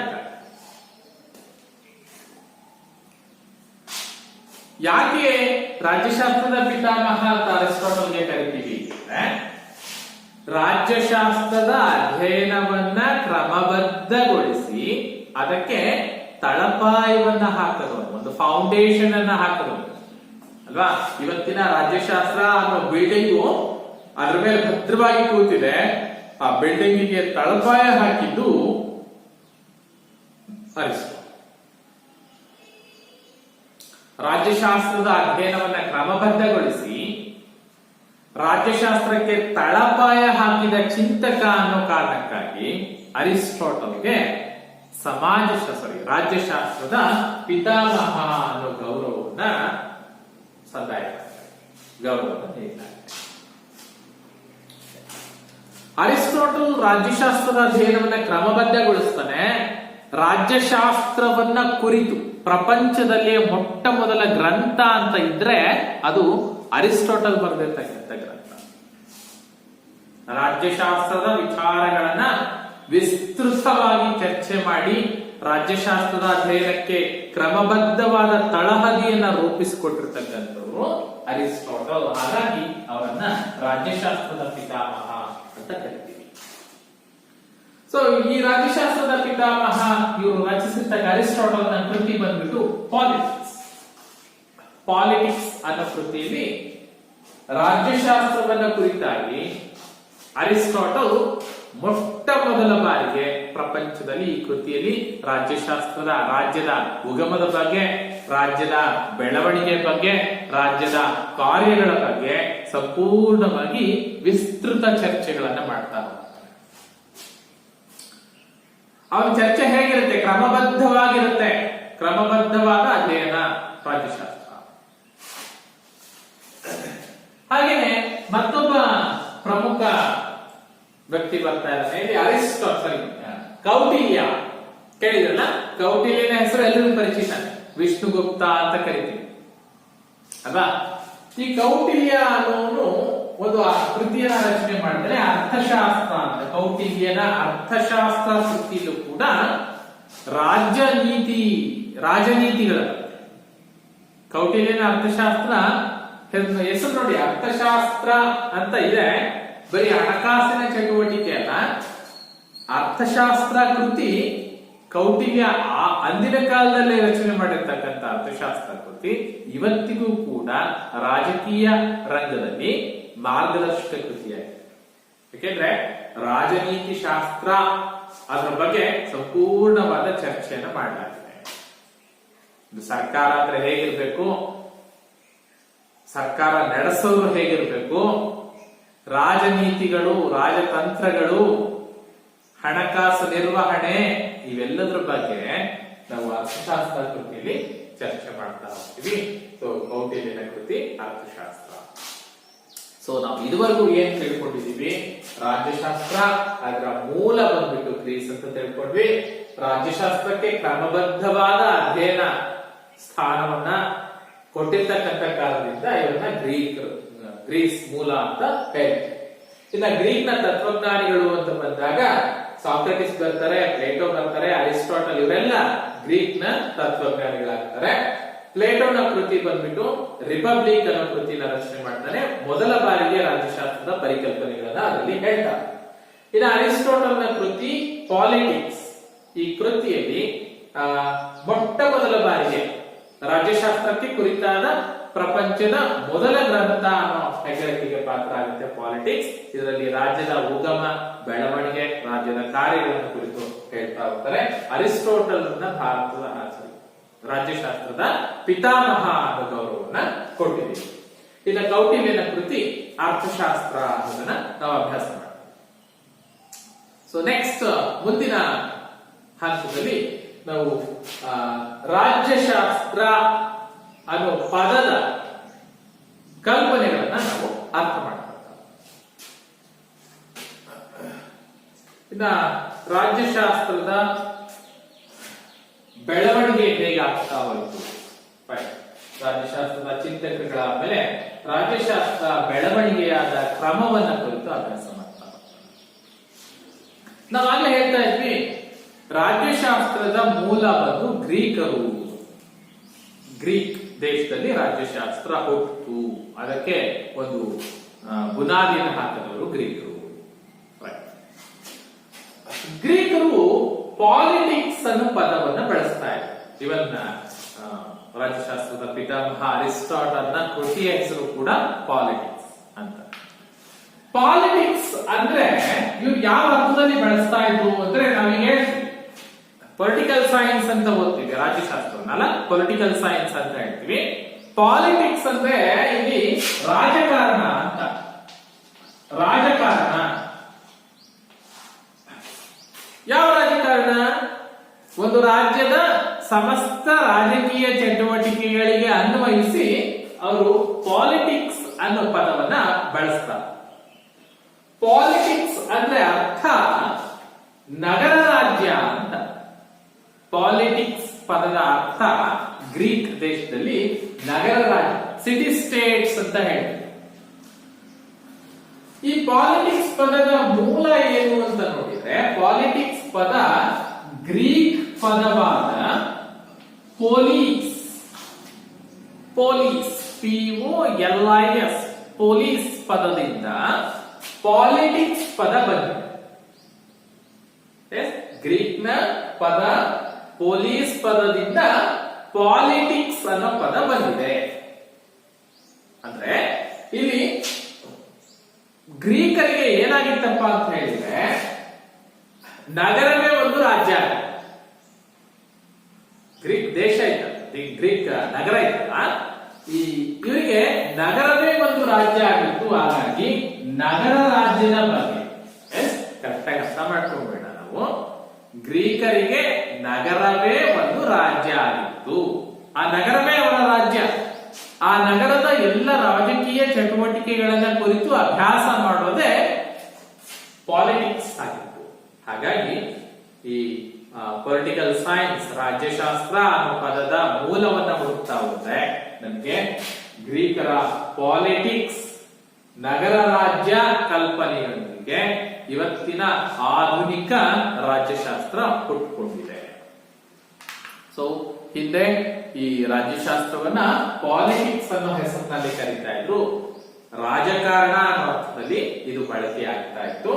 ಗ್ರೀಕರಿಗೆ ನಗರವೇ ರಾಜ್ಯವಾದ ಕಾರಣ ಆ ನಗರದ ರಾಜಕೀಯ ಚಟುವಟಿಕೆಗಳನ್ನ ಕುರಿತು ಅಭ್ಯಾಸ ಮಾಡೋ ಒಂದು ವ್ಯವಸ್ಥೆಯನ್ನ ಅವರು ಪಾಲಿಟಿಕ್ಸ್ ಅಂತ ಕರೆದ್ರು. ಆ ಪಾಲಿಟಿಕ್ಸ್ ಅನ್ನ ಆಧುನಿಕ ರಾಜ್ಯಶಾಸ್ತ್ರಜ್ಞರುಗಳು ಅದಕ್ಕೆ ರಾಜ್ಯಶಾಸ್ತ್ರ ಅನ್ನೋ ಹೆಸರನ್ನ ಕೊಟ್ಟರು. ರಾಜ್ಯವನ್ನ ಕುರಿತಾಗಿ ಅಧ್ಯಯನ ಮಾಡುವ ಶಾಸ್ತ್ರ, ಹಾಗಾಗಿ ರಾಜ್ಯಶಾಸ್ತ್ರ. ಕ್ರಮಬದ್ಧವಾದ ಅಧ್ಯಯನ ಮಾಡತಕ್ಕಂಥ ಶಾಸ್ತ್ರ ಅನ್ನೋದ್ರಲ್ಲಿ ರಾಜ್ಯಶಾಸ್ತ್ರ ಅನ್ನೋ ಹೆಸರನ್ನ ಕೊಡ್ತಾ ಹೋಗ್ತೀವಿ. ಒಟ್ಟಾರೆ ನಾವು ರಾಜ್ಯಶಾಸ್ತ್ರದ ಪರಿಕಲ್ಪನೆಯನ್ನು ಅರ್ಥ ಮಾಡ್ಕೊಂಡಿದೀವಿ. ರಾಜ್ಯಶಾಸ್ತ್ರ ಅನ್ನೋ ಪದ ಹೇಗೆ ಬಂತು ಅಂತ ಅಭ್ಯಾಸ ಮಾಡಿ. ಓಕೆ, ಒಂದು ಪ್ರಶ್ನೆ ಕೇಳ್ತಾರೆ, ರಾಜ್ಯಶಾಸ್ತ್ರ ಎಂದರೇನು ಅಂದ್ರೆ ಏನ್ ಬರೀಬೇಕಪ್ಪ ನಾವು? ಸೊ ಇದುವರೆಗೂ ರಾಜ್ಯಶಾಸ್ತ್ರದ ಪರಿಕಲ್ಪನೆ ನೋಡಿದೀವಿ, ರಾಜ್ಯಶಾಸ್ತ್ರದ ಚಿಂತಕರುಗಳ ಬಗ್ಗೆ ಅಭ್ಯಾಸ ಮಾಡಿದೀವಿ, ರಾಜ್ಯಶಾಸ್ತ್ರ ಪದ ಹೇಗೆ ಬಂತು, ಪಾಲಿಟಿಕ್ಸ್ ಪದದ ಮೂಲವನ್ನ ನೋಡಿದೀವಿ. ಒಂದು ಸಣ್ಣ ಪ್ರಶ್ನೆ ಹಾಕೋದಾದ್ರೆ, ರಾಜ್ಯಶಾಸ್ತ್ರ ಎಂದರೇನು ಅಂದ್ರೆ ನಾವೇನು ಉತ್ತರ ಬರೀಬೇಕಾಗುತ್ತೆ? ವ್ಯಾಪ್ತಿ ವಿಶಾಲವಾಗಿದೆ ರಾಜ್ಯಶಾಸ್ತ್ರದ ವ್ಯಾಪ್ತಿ. ಅಂದ್ರೆ ಸರಳವಾಗಿ ಸಾಮಾನ್ಯವಾಗಿ ರಾಜ್ಯಶಾಸ್ತ್ರ ಅಂದ್ರೆ ಏನಂತ ಬರೀಬಹುದು ನೋಡಿ. ರಾಜ್ಯಶಾಸ್ತ್ರ ರಾಜ್ಯದ ಬಗ್ಗೆ, ಹೌದಾ? ರಾಜ್ಯದ ಬಗ್ಗೆ ಅಂದ್ರೆ ಎಲ್ಲ ಬಂದ್ಬಿಡ್ತಾರೆ. ರಾಜ್ಯದ ಉಗಮ, ರಾಜ್ಯದ ಬೆಳವಣಿಗೆ, ರಾಜ್ಯದ ಸ್ವರೂಪ, ರಾಜ್ಯದ ಕಾರ್ಯಗಳು ಎಲ್ಲದರ ಹೋಗ್ಬೇಡ ಅಲ್ವಾ? ರಾಜ್ಯ, ಸರ್ಕಾರ, ರೈಟ್, ನೋಟ್ ಮಾಡ್ಕೊಳ್ಬೋದು. ರಾಜ್ಯ, ಸರ್ಕಾರ ಮತ್ತು ಮಾನವನ ರಾಜಕೀಯ ಚಟುವಟಿಕೆಗಳನ್ನ ಕುರಿತು ಕ್ರಮಬದ್ಧವಾಗಿ ಅಧ್ಯಯನ ಮಾಡುವ ಶಾಸ್ತ್ರವನ್ನ ರಾಜ್ಯಶಾಸ್ತ್ರ ಅಂತ ಕರೀತೀವಿ. Okay, so again I repeat. ರಾಜ್ಯ, ಸರ್ಕಾರ ಮತ್ತು ಮಾನವನ ರಾಜಕೀಯ ಚಟುವಟಿಕೆಗಳನ್ನ ಕುರಿತು ಕ್ರಮಬದ್ಧವಾಗಿ ಅಧ್ಯಯನ ಮಾಡುವ ಶಾಸ್ತ್ರವನ್ನ ರಾಜ್ಯಶಾಸ್ತ್ರ ಅನ್ನುವ ಅರ್ಥದಲ್ಲಿ ನಾವು ಕರೀತೀವಿ. ಸೊ ಇದು ರಾಜ್ಯಶಾಸ್ತ್ರ ಎಂದರೇನು ಅನ್ನೋದಕ್ಕೆ ಒಂದು ಸಾಮಾನ್ಯ ಡೆಫಿನೇಷನ್ ಅನ್ನ ಹೇಳ್ತಾ ಹೋಗ್ಬೋದು. ಹೇಗಾದ್ರೂ ಬರೀಬಹುದು. ರಾಜ್ಯಶಾಸ್ತ್ರ ಎಂದರೆ ಏನು ಅದಕ್ಕೆ ಇದೇ ಉತ್ತರ ಬರೀಬೇಕು ಅನ್ನೋದೇನಿಲ್ಲ. ಸಾಮಾನ್ಯವಾಗಿ ಬರೆಯೋದಾದ್ರೆ ಹೀಗೆ ಬರೆಯಬಹುದು. ಬಹಳಷ್ಟು ವಿಚಾರಗಳನ್ನ ಇಟ್ಕೊಂಡು ರಾಜ್ಯಶಾಸ್ತ್ರವನ್ನ ಬೇರೆ ಬೇರೆ ಚಿಂತಕರುಗಳು ಬೇರೆ ಬೇರೆ ಪದಗಳನ್ನ ಬಳಸ್ಬಿಟ್ಟು ಅರ್ಥೈಸ್ತಾ ಹೋಗ್ತಾರೆ. ಸಾಮಾನ್ಯ ಅರ್ಥದಲ್ಲಿ ನಾವು ರಾಜ್ಯ, ಸರ್ಕಾರ, ಮಾನವನ ರಾಜಕೀಯ ಚಟುವಟಿಕೆಗಳನ್ನ ಕುರಿತು ಅಭ್ಯಾಸ ಮಾಡ್ತಕ್ಕಂಥ ಕ್ರಮಬದ್ಧ ಅಭ್ಯಾಸ ಮಾಡ್ತಕ್ಕಂಥ ಶಾಸ್ತ್ರವನ್ನ ರಾಜ್ಯಶಾಸ್ತ್ರ ಅನ್ನೋ ಹೆಸರಿನಲ್ಲಿ ಕರೀತಾ ಹೋಗ್ತೀವಿ. ಇನ್ನ ಕೊನೆಯ ಪಾಯಿಂಟಿಗೆ ಬಂದ್ಬಿಡೋಣ. ಕೊನೆಯ ಕಲಿಕಾಂಶ ರಾಜ್ಯಶಾಸ್ತ್ರದ ಅಧ್ಯಯನ ಪ್ರಾಮುಖ್ಯತೆ. ಯಾತಕ್ಕಾಗಿ ರಾಜ್ಯಶಾಸ್ತ್ರವನ್ನ ಅಭ್ಯಾಸ ಮಾಡಬೇಕು? ರಾಜ್ಯಶಾಸ್ತ್ರವನ್ನ ಅಭ್ಯಾಸ ಮಾಡೋದ್ರಿಂದ ನಮಗೆ ಏನ್ ಅನುಕೂಲ ಇದೆ? ರಾಜ್ಯದ ಪ್ರಜೆಗಳಾದ ನಾವು ರಾಜ್ಯಶಾಸ್ತ್ರವನ್ನು ಯಾಕೆ ಅಭ್ಯಾಸ ಮಾಡಬೇಕು? ಸೊ ಇವೇ ಮೊದಲಾದ ವಿಷಯಗಳನ್ನು ಇಟ್ಕೊಂಡು ಅಂಶಗಳನ್ನು ಇಟ್ಕೊಂಡು ರಾಜ್ಯಶಾಸ್ತ್ರದ ಅಧ್ಯಯನ ಪ್ರಾಮುಖ್ಯತೆಯನ್ನ ನೋಡಿ. ಓಕೆ, ಈಗ ರಾಜ್ಯಶಾಸ್ತ್ರದ ಪ್ರಾಮುಖ್ಯತೆ ಬಗ್ಗೆ ಅಭ್ಯಾಸ ಮಾಡ್ತಾ ಹೋಗೋಣ. ಸೊ ರಾಜ್ಯದ ಉಗಮ, ರಾಜ್ಯದ ಹಿನ್ನೆಲೆ, ರಾಜ್ಯದ ಕಾರ್ಯಗಳು ಇವುಗಳನ್ನ ತಿಳ್ಕೊಂಡ ನಂತರದಲ್ಲಿ ರಾಜ್ಯದ ಪ್ರಾಮುಖ್ಯತೆಯ ಬಗ್ಗೆ ತಿಳ್ಕೊಳ್ಬೇಕು. ರಾಜ್ಯಶಾಸ್ತ್ರದ ಅಧ್ಯಯನ ಪ್ರಾಮುಖ್ಯತೆ. ಯಾತಕ್ಕಾಗಿ ಈ ರಾಜ್ಯಶಾಸ್ತ್ರವನ್ನ ಅಭ್ಯಾಸ ಮಾಡಬೇಕು? ಅದು ಪ್ರಸ್ತುತ ಯುಗದಲ್ಲಿ, ಇವತ್ತಿನ ದಿನಮಾನಗಳು ರಾಜ್ಯಶಾಸ್ತ್ರದ ಅಧ್ಯಯನ ಪ್ರತಿಯೊಬ್ಬರಿಗೂ ಅತ್ಯಂತ ಅವಶ್ಯಕವಾಗಿ ಬೇಕು. ಯಾಕೆಂದ್ರೆ ದಿನನಿತ್ಯದ ರಾಜಕೀಯ ವಿದ್ಯಮಾನಗಳ ಬಗ್ಗೆ ತಿಳಿದೇ ಇದ್ರೆ ಭವಿಷ್ಯದ ರಾಜಕೀಯದ ಬಗ್ಗೆ ಯೋಚನೆ ಮಾಡ್ತಕ್ಕಂಥದ್ದು ಸಾಧ್ಯ ಇಲ್ಲ. ಸೊ ಜನಪ್ರತಿನಿಧಿಗಳ ಆಲೋಚನೆಗಳು ಹೇಗಿರುತ್ತೆ ಅಂತಂದ್ರೆ ಆ ಪ್ರಜೆಗಳ ಜ್ಞಾನವನ್ನ ಅವಲಂಬಿಸಿರುತ್ತೆ, ಪ್ರಜೆಗಳ ತಿಳುವಳಿಕೆಯನ್ನ ಅವಲಂಬಿಸಿರುತ್ತೆ. ಎಲ್ಲಿಯವರೆಗೆ ಪ್ರಜೆಗಳು ರಾಜಕೀಯ ಜ್ಞಾನವನ್ನ ಹೊಂದೋದಿಲ್ವೋ ಅಲ್ಲಿಯವರೆಗೆ ಜನಪ್ರತಿನಿಧಿಗಳು ಆ ಪ್ರಜೆಗಳ ಇಚ್ಛಾಶಕ್ತಿಗೆ ಅನುಗುಣವಾಗಿ ಯೋಜನೆಗಳನ್ನ ಕಾರ್ಯರೂಪಗೊಳಿಸುವುದಿಲ್ಲ. ಹಾಗಾಗಿ ಪ್ರತಿಯೊಬ್ಬ ಪ್ರಜೆಯು ರಾಜ್ಯಶಾಸ್ತ್ರದ ಜ್ಞಾನವನ್ನ ಹೊಂದಬೇಕಾಗಿರ್ತಕ್ಕಂಥದ್ದು ಬಹಳ ಮುಖ್ಯ ಆಗುತ್ತೆ. ಸೊ ಸಿಂಪಲ್ ಆಗಿ ಹೇಳೋದಾದ್ರೆ ಒಂದು ರಾಜ್ಯದ ಅಭಿವೃದ್ಧಿ, ಒಂದು ರಾಜ್ಯದ ಸಂಪೂರ್ಣ ಅಭಿವೃದ್ಧಿ, ಸಮಗ್ರ ಚಿತ್ರಣ, ಆ ರಾಜ್ಯದ ಪ್ರಗತಿ, ಅಲ್ಲಿನ ಜನರ ಆಲೋಚನೆಯನ್ನ, ಅಲ್ಲಿನ ಜನರ ಜ್ಞಾನವನ್ನ, ಜೊತೆಗೆ ಅಲ್ಲಿನ ಜನ ರಾಜಕೀಯದಲ್ಲಿ ಎಷ್ಟರ ಮಟ್ಟಿಗೆ ತೊಡಗಿಸಿಕೊಳ್ತಾ ಇದ್ದಾರೆ ಅನ್ನೋದ್ರ ಆಧಾರದ ಮೇಲೆ ಆ ರಾಜ್ಯದ ಅಭಿವೃದ್ಧಿ, ಆ ರಾಜ್ಯದ ಪ್ರಗತಿ ನಿರ್ಧಾರ ಆಗುತ್ತೆ. ಸೊ ಯಾವಾಗ ಅಲ್ಲಿನ ಪ್ರಜೆಗಳಲ್ಲಿ ರಾಜಕೀಯ ಜ್ಞಾನ ಇಲ್ವೋ ಆಗ ರಾಜಕೀಯ ಪಕ್ಷಗಳಾಗ್ಲಿ ಸರ್ಕಾರಗಳಾಗ್ಲಿ ಜನರನ್ನ ದಾರಿ ತಪ್ಪಿಸುವಂತ ಕೆಲಸವನ್ನು ಮಾಡ್ತಾ ಇರುತ್ತೆ. ಸೊ ಹಾಗಾಗಿ ಸರ್ಕಾರದ ಜವಾಬ್ದಾರಿ ಏನು, ಸರ್ಕಾರ ಏನ್ ಮಾಡ್ಬೇಕಾಗಿದೆ, ಪ್ರಜೆಗಳಾದ ನಮ್ಮ ಹಕ್ಕುಗಳೇನು, ನಾವು ಸರ್ಕಾರದ ಜೊತೆ ಹೇಗೆ ನಡ್ಕೊಳ್ಬೇಕು ಅನ್ನೋ ರಾಜಕೀಯ ಪ್ರಜ್ಞೆ ಪ್ರತಿಯೊಬ್ಬ ಪ್ರಜೆಗೂ ಕೂಡ ಅಗತ್ಯ. ಸೊ ಈ ನಿಟ್ಟಿನಲ್ಲಿ ಪ್ರತಿಯೊಂದು ಸರ್ಕಾರಗಳು ಕೂಡ ಜನರಿಗೆ ಶಿಕ್ಷಣ ನೀಡತಕ್ಕಂತ ಕೆಲಸವನ್ನು ಮಾಡ್ತಾ ಇದೆ. ಆ ಶಿಕ್ಷಣನ ಪಡೆಯುವ ಹಂತದಲ್ಲಿ ನಾವು ರಾಜಕೀಯ ಪ್ರಜ್ಞೆಯನ್ನ ಬೆಳೆಸ್ಕೊಳ್ಬೇಕಾಗುತ್ತೆ. ಸೊ ಹಲವಾರು ಉಪಯೋಗಗಳಿದೆ, ಅನುಕೂಲಗಳಿದೆ. ನಾವು ಪಟ್ಟಿ ಮಾಡ್ತಾ ಹೋದ್ರೆ ತುಂಬಾ ಪಟ್ಟಿ ದೊಡ್ಡದಾಗ್ತಾ ಹೋಗುತ್ತೆ. ಹಾಗೆ ನಿಮ್ಗೆ ಪರೀಕ್ಷೆಯಲ್ಲಿ ಏನಾದ್ರು ಪ್ರಶ್ನೆ ಕೇಳ್ತಾರೆ, ರಾಜ್ಯಶಾಸ್ತ್ರದ ಅಧ್ಯಯನ ಪ್ರಾಮುಖ್ಯತೆಯನ್ನು ಪಟ್ಟಿ ಮಾಡಿ, ರಾಜ್ಯಶಾಸ್ತ್ರದ ಅಧ್ಯಯನದಿಂದ ಆಗ್ತಕ್ಕಂಥ ಅನುಕೂಲಗಳೇನು ಅಂತ ಪ್ರಶ್ನೆಗಳನ್ನ ಸಾಂಕೇತಿಕವಾಗಿ ಒಂದಷ್ಟು ಪ್ರಮುಖ ಅಂಶಗಳನ್ನ ನಾವು ಪಟ್ಟಿ ಮಾಡ್ತಾ ಹೋಗ್ತೇವೆ. ಯಾತಕ್ಕಾಗಿ ರಾಜ್ಯಶಾಸ್ತ್ರವನ್ನ ಅಭ್ಯಾಸ ಮಾಡ್ಬೇಕಪ್ಪ? ನೋಡಿ, ರಾಜ್ಯಶಾಸ್ತ್ರವನ್ನ ಅಭ್ಯಾಸ ಮಾಡ್ಬೇಕು. ಯಾಕೆ ಅಭ್ಯಾಸ ಮಾಡ್ಬೇಕು ಅಂದ್ರೆ ರಾಜ್ಯ ಹೇಗೆ ಉಗಮ ಆಯ್ತು, ರಾಜ್ಯದ ಬೆಳವಣಿಗೆ ಹೇಗಾಯ್ತು, ಸರ್ಕಾರಗಳು ಹೇಗೆ ರಚನೆ ಆಗುತ್ತೆ, ಸೊ ಇವುಗಳ ಬಗ್ಗೆ ಮೂಲ ಕಾನ್ಸೆಪ್ಟು ನಮಗೆ ರಾಜ್ಯಶಾಸ್ತ್ರವನ್ನ ಓದೋದ್ರಿಂದ ಬರುತ್ತೆ. ಬಿಟ್ರೆ ರಾಜ್ಯಶಾಸ್ತ್ರದ ಅಧ್ಯಯನ ಮಾಡದೇ ಇರ್ತಕ್ಕಂಥ ವ್ಯಕ್ತಿಗೆ ರಾಜ್ಯದ ಉಗಮದ ಬಗ್ಗೆ ಆಗ್ಲಿ, ರಾಜ್ಯದ ಬೆಳವಣಿಗೆ ಬಗ್ಗೆ ಆಗ್ಲಿ, ರಾಜ್ಯದ ಚಟುವಟಿಕೆಗಳ ಬಗ್ಗೆ ಆಗ್ಲಿ, ರಾಜ್ಯದ ಕಾರ್ಯನಿರ್ವಹಣೆ ಬಗ್ಗೆ ಆಗ್ಲಿ, ಇವುಗಳ ಬಗ್ಗೆ ಅರ್ಥ ಮಾಡ್ಕೊಳ್ಳಿಕ್ಕೆ ಸಾಧ್ಯ ಇಲ್ಲ. ಸೊ ರಾಜ್ಯದ ಉಗಮ, ರಾಜ್ಯದ ಬೆಳವಣಿಗೆ, ಸರ್ಕಾರ ವ್ಯವಸ್ಥೆಗಳ ಬಗ್ಗೆ ರಾಜ್ಯಶಾಸ್ತ್ರ ಅಧ್ಯಯನ ಮಾಡೋದ್ರಿಂದ ನಮಗೆ ಮಾಹಿತಿ ಸಿಗುತ್ತೆ. ಒಂದಷ್ಟು ಪರಿಕಲ್ಪನೆಗಳು ನಮಗೆ ಅರ್ಥ ಆಗ್ಬೇಕು ಅಂದ್ರೆ ನಾವು ರಾಜ್ಯಶಾಸ್ತ್ರವನ್ನ ಅಭ್ಯಾಸ ಮಾಡಬೇಕು. ಏನ್ ಪರಿಕಲ್ಪನೆ? ಈಗ ಸಮಾನತೆ ಅನ್ನೋದು ಒಂದು ಪರಿಕಲ್ಪನೆ, ಈಕ್ವಾಲಿಟಿ ಅಂತ ಹೇಳಿ. ಏನು ಸಮಾನತೆ ಅಂದ್ರೆ ಏನು ಅನ್ನೋದು ನಮಗೆ ಅರ್ಥ ಆಗ್ಬೇಕು ಅಂದ್ರೆ ನಾವು ರಾಜ್ಯಶಾಸ್ತ್ರವನ್ನ ಅಭ್ಯಾಸ ಮಾಡ್ತೀವಿ. ರಾಜ್ಯಶಾಸ್ತ್ರದಲ್ಲಿ, ಸಂವಿಧಾನದಲ್ಲಿ, ಮೂಲಭೂತ ಹಕ್ಕುಗಳಲ್ಲಿ ಸಮಾನತೆಯ ಹಕ್ಕು ಅಂತ ಕೊಟ್ಟಿದ್ದಾರೆ. ಯಾತಕ್ಕಾಗಿ ಬೇಕು ಸಮಾನತೆ? ಸಮಾನತೆ ಅಂದ್ರೆ ಯಾವ ಯಾವ ಅಂಶಗಳು ಬರುತ್ತೆ ಸಮಾನತೆಯಲ್ಲಿ? ಅದು ಉದ್ಯೋಗದಲ್ಲಿ ಸಮಾನತೆ ಇರ್ಬೋದು, ಅಥವಾ ಶಿಕ್ಷಣ ಪಡ್ಕೊಳ್ಳೋದ್ರಲ್ಲಿ ಸಮಾನತೆ ಇರ್ಬೋದು, ಸಾಮಾಜಿಕ ಸಮಾನತೆ ಇರ್ಬೋದು, ಶೈಕ್ಷಣಿಕ ಸಮಾನತೆ ಇರ್ಬೋದು, ಆರ್ಥಿಕ ಸಮಾನತೆ ಇರ್ಬೋದು. ಸೊ ಹೀಗೆ ಸಮಾನತೆ ಸಮಾಜದಲ್ಲಿ ಯಾವ ರೀತಿ ಇದೆ, ಆ ಸಮಾನತೆ ಒಂದು ಎಕ್ಸಾಂಪಲ್ ಅಷ್ಟೇ. ನ್ಯಾಯ ಅಂದ್ರೇನು, ಸ್ವಾತಂತ್ರ್ಯ ಅಂದ್ರೇನು, ಉತ್ತಮ ಸರ್ಕಾರ. ನೋಡಿ, ಉತ್ತಮ ಸರ್ಕಾರ ಹೇಗಿರ್ಬೇಕು?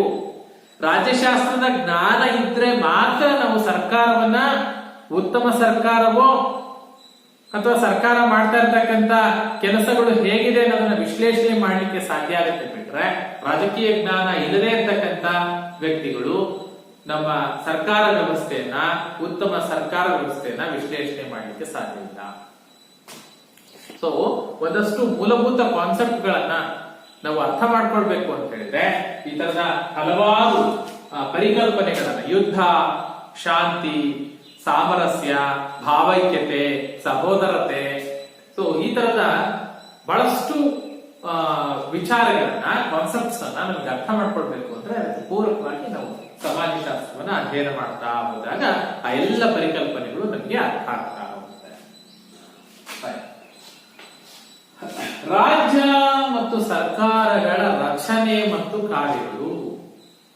ಸೊ ಪ್ರತಿಯೊಂದು ದೇಶದಲ್ಲೂ ಸರ್ಕಾರ ವ್ಯವಸ್ಥೆ ಬೇರೆ ಬೇರೆ ತರ ಇರುತ್ತೆ ಅಲ್ವಾ? ಕೆಲವು ರಾಷ್ಟ್ರಗಳಲ್ಲಿ ಪ್ರಜಾಪ್ರಭುತ್ವ ಇದೆ, ಕೆಲವು ರಾಷ್ಟ್ರಗಳಲ್ಲಿ ಕಮ್ಯುನಿಸ್ಟ್ ಸರ್ಕಾರ ಇದೆ, ಮತ್ತೆ ಕೆಲವು ರಾಷ್ಟ್ರಗಳಲ್ಲಿ ಬೇರೆ ರೀತಿಯ ಅರಸು ಪ್ರಭುತ್ವ ಇರ್ಬೋದು. ಸೊ ಬೇರೆ ಬೇರೆ ರೀತಿಯ ಸರ್ಕಾರ ಪದ್ಧತಿಗಳಿದೆ. ಸೊ ಆ ಸರ್ಕಾರ ವ್ಯವಸ್ಥೆಗಳ ಬಗ್ಗೆ ಹೇಗೆ ರಚನೆ ಆಗುತ್ತೆ, ಅದೇನು ಚುನಾಯಿತ ಪ್ರತಿನಿಧಿಗಳಿಂದ ರಚನೆ ಆಗುತ್ತಾ, ವಂಶ ಪಾರಂಪರ್ಯವಾಗಿ ರಚನೆ ಆಗುತ್ತಾ, ಹಾಗೆ ರಚನೆ ಆಗ್ಬೇಕಾದ್ರೆ ಎಷ್ಟು ಸಾಧನೆಗಳಿರುತ್ತೆ, ಸರ್ಕಾರ ಹೇಗೆ ಕಾರ್ಯನಿರ್ವಹಣೆ ಮಾಡುತ್ತೆ, ಸರ್ಕಾರದ ಅಧಿಕಾರ ಕಾರ್ಯಗಳಾವು, ಸರ್ಕಾರದ ಕರ್ತವ್ಯಗಳೇನು. ಸೊ ಎಲ್ಲ ಅಂಶಗಳನ್ನ ನಾವು ತಿಳ್ಕೊಳ್ಬೇಕು ಅಂದ್ರೆ ಅದಕ್ಕೆ ರಾಜ್ಯಶಾಸ್ತ್ರವನ್ನ ಅಧ್ಯಯನ ಮಾಡಬೇಕು. ರಾಜ್ಯಶಾಸ್ತ್ರದ ಅಧ್ಯಯನ ನಾವು ಏನೇ ಮಾಡ್ಲಿ ಒಂದು ಪ್ಲಾನಿಂಗ್ ಇರ್ಬೇಕಲ್ಲ, ಒಂದು ಯೋಜನೆ. ನಾವೀಗ ಅಭಿವೃದ್ಧಿ ಕಾರ್ಯಗಳನ್ನ ಕೈಗೊಳ್ತೀವಿ ಅಂದ್ರೆ ಇಂತಿಂತ ಅಭಿವೃದ್ಧಿ ಕಾರ್ಯಗಳನ್ನ ಮಾಡ್ಬೇಕು ಅಂತ ಪಟ್ಟಿ ಮಾಡೋದಾದ್ರೆ ಆ ಯೋಜನೆಯನ್ನ ಹೇಗೆ ಮಾಡ್ತೀವಿ ಅಂತ ಹೇಳಿದ್ರೆ ಹಿಂದೆ ಹೇಗಿತ್ತು, ಈಗ ಹೇಗಿದೆ, ಮುಂದೆ ಹೇಗಿರ್ಬೇಕು ಅಲ್ಲ. ಭೂತ ಮತ್ತು ವರ್ತಮಾನದ ರಾಜಕೀಯ ಪರಿಕಲ್ಪನೆಗಳನ್ನ ಅಭ್ಯಾಸ ಮಾಡಿ ಅದರ ನೆರಳಿನಲ್ಲಿ ನಾವು ಭವಿಷ್ಯದ ಯೋಜನೆಗಳನ್ನ ರೂಪಿಸಬೇಕಾಗುತ್ತೆ. ಸೊ ಹಾಗಾಗಿ ನಾವು ಭವಿಷ್ಯದ ಯೋಜನೆಗಳನ್ನ ರೂಪಿಸಬೇಕು ಅಂತ ಹೇಳಿದ್ರೆ ಇನ್ನು 10 ವರ್ಷಗಳ ನಂತರ ರಾಜಕೀಯ ವ್ಯವಸ್ಥೆ ಹೇಗಿರ್ಬೇಕು, ಸರ್ಕಾರ ವ್ಯವಸ್ಥೆ ಹೇಗಿರ್ಬೇಕು, ಸರ್ಕಾರ ಯಾವ ಅಭಿವೃದ್ಧಿ ಕಾರ್ಯಗಳನ್ನ ಮಾಡಬೇಕು ಅಲ್ವಾ. ಪಂಚವಾರ್ಷಿಕ ಯೋಜನೆಗಳು ಅಂತ ಇದೆ, ಅದ್ರ ಬಗ್ಗೆ ಅಭ್ಯಾಸ ಮಾಡಿ. ಪಂಚವಾರ್ಷಿಕ ಯೋಜನೆಗಳಲ್ಲಿ ಮುಂದಿನ 5 ವರ್ಷಗಳಲ್ಲಿ ಇಂತಿಂತ ಕ್ಷೇತ್ರಗಳಲ್ಲಿ ಇಷ್ಟಿಷ್ಟು ಅಭಿವೃದ್ಧಿ ಆಗ್ಬೇಕು ಅಂದ್ರೆ ಈ ಹಿಂದೆ ಎಷ್ಟಾಗಿದೆ, ಈಗ ಎಷ್ಟಿದೆ ಅನ್ನೋದು ಬೇಕಲ್ಲ. ಕಳೆದ ವರ್ಷದಲ್ಲಿ ಅಭಿವೃದ್ಧಿ ಇಷ್ಟಾಗಿತ್ತು, ಈ ವರ್ಷದಲ್ಲಿ ಇಷ್ಟಕ್ಕೆ ಅಭಿವೃದ್ಧಿ ಮಟ್ಟವನ್ನು ಮುಟ್ಟಬೇಕು, ಇನ್ನ 5 ವರ್ಷಗಳಲ್ಲಿ ಇಷ್ಟು ಅಭಿವೃದ್ಧಿ ಆಗಿರ್ಬೇಕು ಅಂತ ವಿಶ್ಲೇಷಣೆ ಮಾಡೋದಾದ್ರೆ, ಪ್ಲಾನಿಂಗ್ ಮಾಡೋದಾದ್ರೆ ಅದಕ್ಕೆ ರಾಜ್ಯಶಾಸ್ತ್ರದ ಜ್ಞಾನ ಅತ್ಯವಶ್ಯಕ. ಹಾಗಾಗಿ ರಾಜ್ಯಶಾಸ್ತ್ರವನ್ನು ಅಭ್ಯಾಸ ಮಾಡಿದಾಗ ನಾವು ಭೂತ ಇಲ್ಲಿ ಕಳೆದು ಹೋಗಿದ್ದೇನಾಗಿತ್ತು, ಈಗ ವರ್ತಮಾನದಲ್ಲಿ ಏನ್ ನಡೀತಾ ಇದೆ, ಭವಿಷ್ಯದಲ್ಲಿ ಏನ್ ಮಾಡಬಹುದು ಅನ್ನೋದನ್ನ ಅರ್ಥ ಮಾಡ್ಕೊಳ್ಳಿಕ್ಕೆ ಸಾಧ್ಯ ಆಗುತ್ತೆ. ಅದ್ರ ಜೊತೆಗೆ ಸರ್ಕಾರದಲ್ಲಿ 3 ಅಂಗಗಳಿವೆ. ಯಾವುದು? ಸರ್ಕಾರದ 3 ಅಂಗಗಳು: ಶಾಸಕಾಂಗ, ಕಾರ್ಯಾಂಗ, ನ್ಯಾಯ ಅಲ್ವಾ. ಈ 3 ಅಂಗಗಳ ಕಾರ್ಯನಿರ್ವಹಣೆ ಬಗ್ಗೆ ನಾವು ಅಭ್ಯಾಸ ಮಾಡಬೇಕು ಅಂತ ಹೇಳಿದ್ರೆ ಅದಕ್ಕೆ ನಾವು ರಾಜ್ಯಶಾಸ್ತ್ರವನ್ನ ಅಭ್ಯಾಸ ಮಾಡಬೇಕು. ಈ 3 ಅಂಗಗಳು ಸ್ವತಂತ್ರ ಬಂದಾಗ ಹೇಗಿತ್ತೋ ಈಗಲೂ ಆಗಿದೆಯಪ್ಪ? ಇಲ್ಲ, ಬದಲಾವಣೆ ಅಲ್ವಾ. ಆ ಬದಲಾವಣೆಗಳು ಏನಾಯ್ತು, ಯಾವಾಗ ಆಯ್ತು, ಯಾವಾಗ ಸಂವಿಧಾನಕ್ಕೆ ಏನ್ ತಿದ್ದುಪಡಿ ತಂತು ಅಲ್ವಾ. ನೋಡಿ, ಸಂವಿಧಾನ ಸಂವಿಧಾನ ಕಾನೂನುಗಳು ಅರ್ಥ ಮಾಡ್ಕೊಳ್ಬೇಕು ಅಂತ ಹೇಳಿದ್ರೆ ರಾಜ್ಯಶಾಸ್ತ್ರದ ಅಧ್ಯಯನ ಬೇಕೇ ಬೇಕು ಅಲ್ವಾ. ರಾಜ್ಯಶಾಸ್ತ್ರದ ಅಧ್ಯಯನ ಮಾಡದೆ ನಮಗೆ ಸಂವಿಧಾನವನ್ನ ಅರ್ಥ ಮಾಡ್ಕೊಳ್ಳಿಕ್ಕಾಗಲ್ಲ. ಸಂವಿಧಾನದ ವಿಧಿಗಳನ್ನ, ಕಾನೂನುಗಳನ್ನ, ಸರ್ಕಾರದ 3 ಅಂಗಗಳು, ಶಾಸಕಾಂಗ ಏನ್ ಮಾಡುತ್ತೆ, ಕಾರ್ಯಾಂಗ ಏನ್ ಮಾಡುತ್ತೆ, ನ್ಯಾಯಾಂಗ ಏನ್ ಮಾಡುತ್ತೆ, ಶಾಸಕಾಂಗ ಮತ್ತು ಕಾರ್ಯಾಂಗದಿಂದ ನ್ಯಾಯಾಂಗ ಹೇಗೆ ಬೇರ್ಪಟ್ಟಿದೆ, ನ್ಯಾಯಾಂಗ ನಿರ್ವಹಣೆ ಮಾಡ್ತಕ್ಕಂತ ಚೌಕಟ್ಟೇನು, ಸೊ ಎಲ್ಲ ಅಂಶಗಳ ಬಗ್ಗೆ ನಮಗೆ ತಿಳ್ಕೊಳ್ಬೇಕು ಅಂತ ಹೇಳಿದ್ರೆ, ಅಧ್ಯಯನ ಮಾಡ್ಬೇಕು ಅಂತ ಹೇಳಿದ್ರೆ, ಜ್ಞಾನ ಬೇಕು ಅಂತ ಹೇಳಿದ್ರೆ ನಾವು ರಾಜ್ಯಶಾಸ್ತ್ರವನ್ನ ಅಭ್ಯಾಸ ಮಾಡಬೇಕು. ಜನರಲ್ಲಿ ರಾಜಕೀಯ ಪ್ರಜ್ಞೆ ಇದ್ದಾಗ ಜನಪ್ರತಿನಿಧಿಗಳು ಜನರ ಆಶೋತ್ತರಗಳಿಗೆ ಪೂರಕವಾಗಿ ಕಾರ್ಯನಿರ್ವಹಿಸ್ತಾರೆ. ಅದಕ್ಕೆ ಹೇಳೋದು ಪ್ರಜಾಪ್ರಭುತ್ವದ ಯಶಸ್ಸು ಏನನ್ನ ಅವಲಂಬಿಸಿದೆ ಅಂದ್ರೆ, ಪ್ರಜಾಪ್ರಭುತ್ವದ ಯಶಸ್ಸು ಆ ದೇಶದ, ಆ ರಾಜ್ಯದ ಪ್ರಜೆಗಳ ರಾಜಕೀಯ ಜ್ಞಾನವನ್ನ ಅವಲಂಬಿಸಿದೆ. ಜನ ಎಷ್ಟು ಶಿಕ್ಷಿತರಾಗಿರ್ತಾರೋ, ಎಲ್ಲಿವರೆಗೂ ಜನರು ಜನಪ್ರತಿನಿಧಿಗಳನ್ನ ಪ್ರಶ್ನೆ ಮಾಡೋದಿಲ್ವೋ ಅಲ್ಲಿವರೆಗೂ ಜನಪ್ರತಿನಿಧಿಗಳು ಮಾಡಿದ್ದೇ ಸರಿ ಅಲ್ವಾ. ಸೊ ಹಾಗಾಗಿ ಪ್ರಜ್ಞಾವಂತರಾಗಬೇಕು ಜನ. ನಮ್ಮ ಹಳ್ಳಿಗೆ, ನಮ್ಮ ಜನವಸತಿ ಪ್ರದೇಶಕ್ಕೆ ಏನೆಲ್ಲ ಸೌಕರ್ಯಗಳು ಬೇಕು, ಸರ್ಕಾರದಲ್ಲಿ ಏನೆಲ್ಲ ಯೋಜನೆಗಳಿದೆ, ಬೇರೆ ಕಡೆ ಏನಾಗ್ತಾ ಇದೆ, ನಮಗೆ ಏನಾಗಬೇಕಾಗಿದೆ, ನಮ್ಮ ಹಕ್ಕುಗಳೇನು, ಇವುಗಳ ಬಗ್ಗೆ ಜನರಲ್ಲಿ ಪ್ರಜ್ಞೆ ಬಂದಾಗ, ಅಫ್ಕೋರ್ಸ್ ನೀವು ನೋಡ್ಬೇಕು ಹಳ್ಳಿಗಳಲ್ಲಿ ಎಷ್ಟು ರಾಜಕೀಯ ಮಾತಾಡ್ತಾರೆ ಅಂದ್ರೆ, ಹಳ್ಳಿಗಳಲ್ಲಿ ಕಟ್ಟೆಗಳಿರ್ತಾವಲ್ವಾ ನೋಡಿ, ಇಡೀ ದೇಶದ ರಾಜಕೀಯ ಬೆಳವಣಿಗೆಗಳ ಬಗ್ಗೆ ಹಳ್ಳಿಗಳಲ್ಲಿ ಚರ್ಚೆ ಆಗ್ತಾ ಇರುತ್ತೆ. ಅಲ್ಲಿ ಹಾಗಾಯ್ತು, ಇಲ್ಲಿ ಹೀಗಾಯ್ತು, ಓಕೆ. ಆದ್ರೆ ಸುಮ್ಮನೆ ಮಾತಾಗಬಾರ್ದು. ಆ ಮಾತುಗಳು ಏನಾಗ್ಬೇಕು ಅಂತಂದ್ರೆ ಮೌಲ್ಯಯುತವಾಗಬೇಕು. ಏನಾಗ್ಬೇಕಾಗಿದೆ, ಪ್ರತಿ ಗ್ರಾಮಗಳಲ್ಲೂ ಗ್ರಾಮ ಸಭೆಗಳು ಅಂತ ಇರುತ್ತೆ, ಪಂಚಾಯತಿ ಮಟ್ಟದಲ್ಲಿ ಅಲ್ವಾ. ಗ್ರಾಮ ಸಭೆಗಳಲ್ಲಿ ಆ ಜನರೆಲ್ಲ ಸೇರ್ಕೊಂಡು ನಮ್ಮ ಗ್ರಾಮಕ್ಕೆ ಅವಶ್ಯಕತೆ ಏನಿದೆ, ಯಾವ ಯೋಜನೆಯಲ್ಲಿ ಏನು ಕ್ರಮಗಳ ಮೂಲಕ ನಮ್ಮ ಗ್ರಾಮವನ್ನ ಅಭಿವೃದ್ಧಿ ಪಡಿಸ್ಕೊಳ್ಬಹುದು, ನಮ್ಮ ಗ್ರಾಮೀಣ ಜನರಿಗೆ ಉದ್ಯೋಗ ಪಡ್ಕೊಳ್ಬಹುದು. ಸೊ ಈ ರೀತಿಯ ಚರ್ಚೆಗಳಾಗಬೇಕು. ಅದಕ್ಕೆ ಅವರಿಗೆ ರಾಜಕೀಯ ಜ್ಞಾನ ಬೇಕು. ಆ ರಾಜಕೀಯ ಜ್ಞಾನಕ್ಕಾಗಿ ನಾವು ರಾಜ್ಯಶಾಸ್ತ್ರವನ್ನ ಅಭ್ಯಾಸ ಮಾಡಬೇಕಾಗುತ್ತೆ. ಒಂದು ಮಾತಿದೆ, ಯಥಾ ರಾಜ ತಥಾ ಪ್ರಜಾ ಅಲ್ವಾ. ಯಥಾ ರಾಜ ತಥಾ ಪ್ರಜಾ. ರಾಜ ಹೇಗಿರ್ತಾರೋ ಪ್ರಜೆಗಳಾಗಿರ್ತಾರೆ. ಹಾಗಾಗಿ ಪ್ರಜೆಗಳು ಉತ್ತಮ ನಾಗರಿಕರಾಗಬೇಕು ಅಂದ್ರೆ ನಾಯಕರು ಉತ್ತಮವಾಗಿರ್ತಾರೆ. ಸೊ ಉತ್ತಮ ನಾಯಕರು ಮಾತ್ರ ಉತ್ತಮ ಪ್ರಜೆಗಳನ್ನ ರೂಪಿಸಬಲ್ಲರು. ನಾಯಕರು ಹೇಗಿರ್ಬೇಕು, ಹಿಂಬಾಲಕರನ್ನ ಸೃಷ್ಟಿ ಮಾಡಬಾರ್ದು, ಬದಲಾಗಿ ಮತ್ತೊಬ್ಬ ನಾಯಕರನ್ನ ಸೃಷ್ಟಿಸುವಂತಿರ್ಬೇಕು. ಆ ನಾಯಕರಿಗೆ ಮುಖ್ಯವಾಗಿ ಏನ್ ಬೇಕು, ಜ್ಞಾನ ಬೇಕು. ಯಾವ ಜ್ಞಾನ ಬೇಕು, ರಾಜಕೀಯ ಜ್ಞಾನ ಬೇಕು. ಸೊ ಯಾವ ಪ್ರಜೆಗಳಲ್ಲಿ ರಾಜಕೀಯ ಪ್ರಜ್ಞೆ ಇರುತ್ತೋ ಅವರು ರಾಜ್ಯದ ರಾಜಕೀಯ ಪರಿಸ್ಥಿತಿಯನ್ನ ವಿಶ್ಲೇಷಣೆ ಮಾಡ್ತಾರೆ.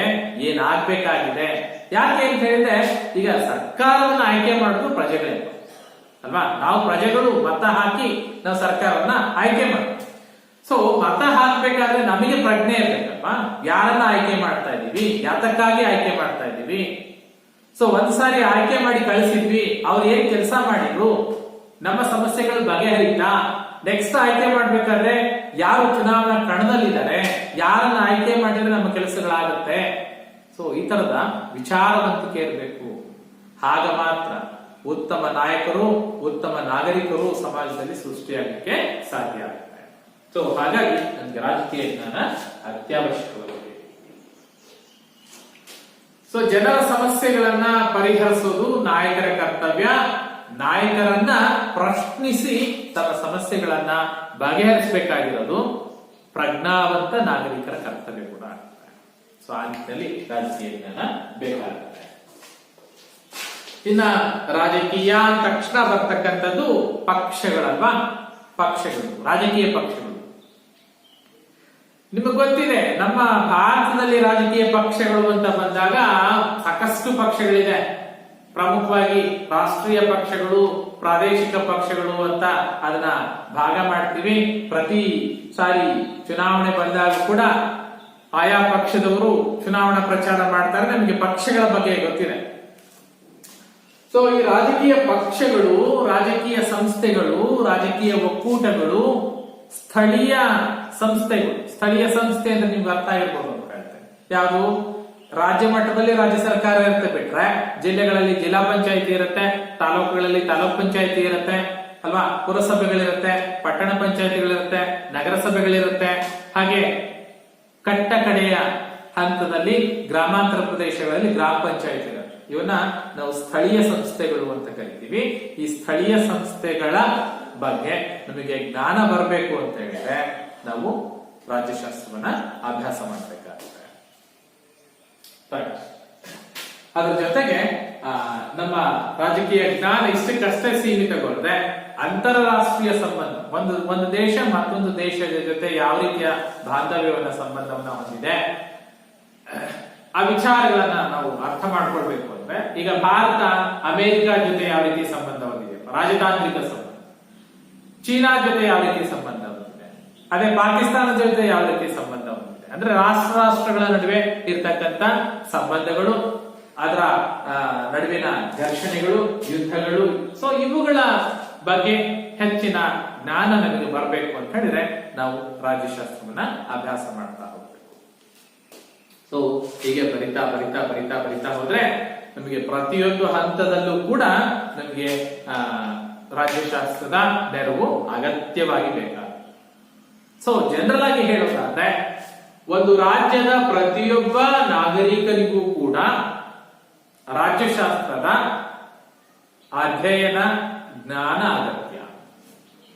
ರಾಜ್ಯಶಾಸ್ತ್ರದ ಜ್ಞಾನ ಅವಶ್ಯಕವಾಗಿ ಬೇಕು. ಯಾವುದಕ್ಕೆ ಬೇಡ ಅಂತಂದ್ರು ಅಟ್ಲೀಸ್ಟ್ ಪಕ್ಷಗಳು ಯಾವ್ದಿದೆ, ಜನಪ್ರತಿನಿಧಿಗಳು ಯಾರಿದ್ದಾರೆ, ಯಾರಿಗೆ ವೋಟ್ ಹಾಕಿದ್ರೆ ಏನಾಗುತ್ತೆ, ಉತ್ತಮ ನಾಯಕರು ಯಾರು, ನಮ್ಮ ಹಕ್ಕುಗಳು ಏನಿದೆ, ನಾವು ಸರ್ಕಾರಕ್ಕೆ ತೆರಿಗೆ ಕಟ್ಟಬೇಕು ಅಂದ್ರೆ ಯಾಕೆ ಕಟ್ಟಬೇಕು, ಎಷ್ಟು ತೆರಿಗೆ ಕಟ್ಟಬೇಕು, ಎಲ್ಲಿ ತೆರಿಗೆ ಕಟ್ಟಬೇಕು, ಯಾವ್ದ್ರ ತೆರಿಗೆ ಎಷ್ಟು ತೆರಿಗೆ ಸಂದಾಯ ಆಗಿದ್ದಕ್ಕೆ ನಮಗೆ ಸರ್ಕಾರ ಏನ್ ಸೌಲಭ್ಯ ಕೊಡ್ತಾ ಇದೆ, ಇದನ್ನಾರು ತಿಳ್ಕೊಳ್ಬೇಕು. ಸೊ ರಾಜ್ಯಶಾಸ್ತ್ರದ ಜ್ಞಾನ ಪ್ರತಿಯೊಬ್ಬ ವ್ಯಕ್ತಿಗೂ ಮೂಲಭೂತವಾಗಿ ನಮಗೆ ಬೇಕಾಗುತ್ತೆ. ಸೊ ಒಟ್ಟಾರೆ ನೀವು ಪರೀಕ್ಷಾ ದೃಷ್ಟಿಯಿಂದ ರಾಜ್ಯಶಾಸ್ತ್ರದ ಅಧ್ಯಯನ ಪ್ರಾಮುಖ್ಯತೆಯನ್ನ ತಿಳಿಸಿ ಅಂತ ಹೇಳಿದ್ರೆ ಒಂದು 8 ಪಾಯಿಂಟ್ಗಳನ್ನ ನೀವು ಬರಿಬೇಕಾಗುತ್ತೆ. ರೈಟ್, ಇದಿಷ್ಟು ನಿಮಗೆ ಈ ಪಾಠದಲ್ಲಿ ರಾಜ್ಯಶಾಸ್ತ್ರದ ಅರ್ಥ ಮತ್ತು ಪ್ರಾಮುಖ್ಯತೆಯಲ್ಲಿ ನಾವು ತಿಳ್ಕೊಂಡಿರ್ತಕ್ಕಂಥ ರೈಟ್. ರಾಜ್ಯಶಾಸ್ತ್ರದ ಪರಿಕಲ್ಪನೆಯನ್ನು ಅಭ್ಯಾಸ ಮಾಡಿದ್ವಿ. ರಾಜ್ಯ ಹೇಗೆ ಹುಟ್ಟು ಹೇಗೆ ಬೆಳೀತು ಅಂತ ನೋಡಿದ್ವಿ. ರಾಜ್ಯಶಾಸ್ತ್ರ ಅನ್ನೋ ಪದ ಹೇಗೆ ಬಂದಿದೆ ಅಂತ ನೋಡಿದ್ವಿ. ಹಾಗೆ ಪ್ರಮುಖ ತತ್ವಜ್ಞಾನಿಗಳು ಯಾರ್ಯಾರು ಅಂತ ನೋಡಿದ್ವಿ, ಅವರ ಕೃತಿಗಳನ್ನು ನೋಡಿದ್ವಿ. ಅದ್ರ ಜೊತೆಗೆ ರಾಜ್ಯಶಾಸ್ತ್ರದ ಅಧ್ಯಯನ ಪ್ರಾಮುಖ್ಯತೆಯನ್ನ ನೋಡಿದ್ವಿ. ಸೊ ಮುಂದಿನ ತರಗತಿಯಲ್ಲಿ ಮತ್ತೆ ಇನ್ನೊಂದು ಪಾಠದೊಂದಿಗೆ ಭೇಟಿಯಾಗೋಣ.